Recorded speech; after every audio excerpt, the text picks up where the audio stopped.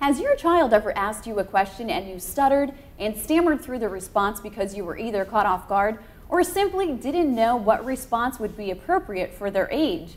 Joining me to help you not let fear get in the way of talking with your child is Eileen Lawson, who is the Education Manager for Planned Parenthood Mohawk Hudson. Eileen, thank you so much for joining me today. It's my pleasure.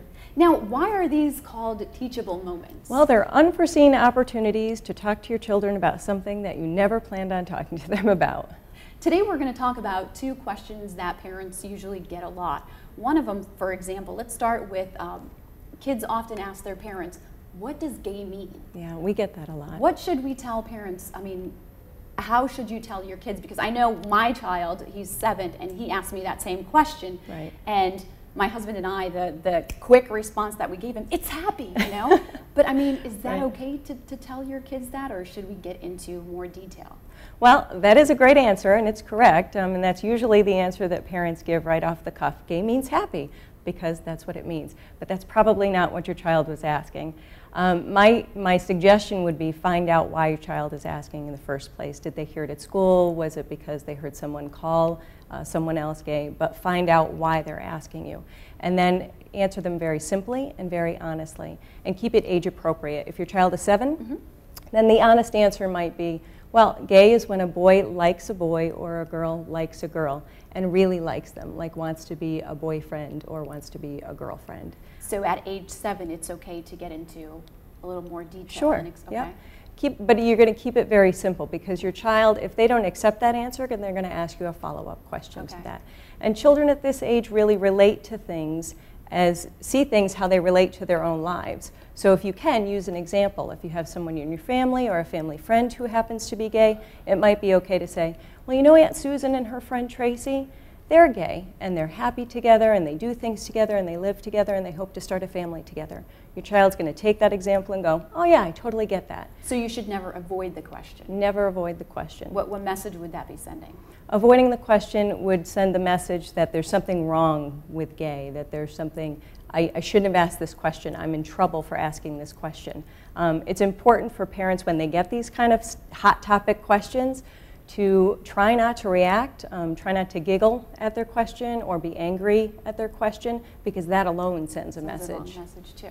Okay, and then the other question that we're going to talk about today too is a very sensitive topic, body parts.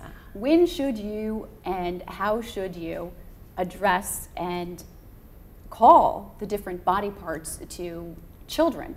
For example, I'll use my personal example. My daughter was at school, and she drew a picture of the teacher, and she put every single body part, including the female part, and she got in trouble. And she asked me after at home, she said, Mommy, you told me that was a vagina. Right. Why am I getting in trouble? And I thought, oh my God, like, did I teach my daughter the wrong thing? Did I? No, you didn't. So what should we teach? I mean, how should we, what's the correct thing? I don't know. Well, you did the correct thing. Okay. So rest assured that you did a positive thing by teaching your daughter the correct terminology. You know, as children grow up and they start to learn to talk, we teach them all of their body parts and what they do and how they're supposed to work and what to do if something hurts, and to come to us as parents so that we can take care of it. And that should be no different for their genital areas or their private areas.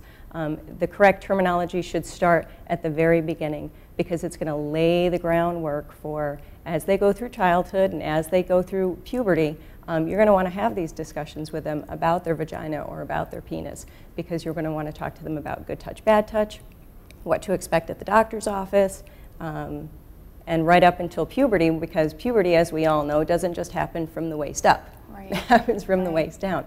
So using that correct terminology really lets them know that you're the kind of parent that's going to give them the correct information, and you're going to be honest with them. Actually using nicknames for body parts kind of sends a message that there's something different or something wrong, and can be very confusing. Right. Some people use terminology that, you know, is for associated with food. You know? Like peanut. Right. You know, I can recall my son saying to me, well, why would somebody call it a wiener? A wiener is a hot dog. You know, so it can be very, very confusing for children. So using correct terminology I think you did a great job. Is the key. Is the key. And should you explain to the children also, it's okay to call it, a vagina at home, but then Absolutely. there are certain places, like at school, I don't want you to get in trouble again.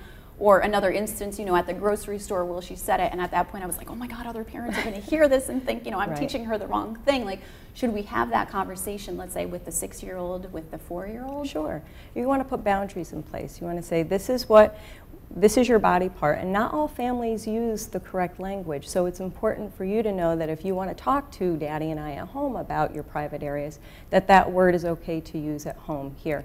But maybe it's not a good idea to use that at school because it is a private area of our bodies. So as long as they understand this is how you Right. call it, but there are certain places that Right. you could use what? Something else? Something, well, if they needed to, they could whisper it in your ear. Gotcha. I think it's a good idea to also check in with your child and see if they can name where it would be an appropriate place to say their private area and where it would be an inappropriate place. Let them, again, they're going to grab a hold of that example and say, I get it. Yes, we can do this in the doctor's office. We shouldn't be doing this at Hannaford. Okay, okay. And are there resources available for parents if they're going through this same, topic and they don't know what to answer? What's the right answer? Well, where can they go? Well, they can certainly call the education department at Planned Parenthood Mohawk-Hudson. We deal with these kind of questions all the time. Also our website. But additionally, there's some great books out there too. There's a book called It's So Amazing by Robbie Harris, which is really a very fun and cutely illustrated book that parents can use to show their children or to just get an idea of how they want to talk to their children about these sensitive topics. But above all, it's important to be honest and stay simple with your child. Keep it age appropriate. There's no reason a 5-year-old needs to know the entire working parts of their Right. reproductive organs because they don't care. Right. They just want to know what is the name of the part and what is it, why is it important to me. And the second thing I would suggest is follow your child's cues. They're going to let you know what they want to know and when they need to know it. Right. Eileen, would you mind giving us your website address if parents would like to look at it and get some more information? Sure. PlannedParenthood.org/ppmh. Thank you so much for joining us You're today.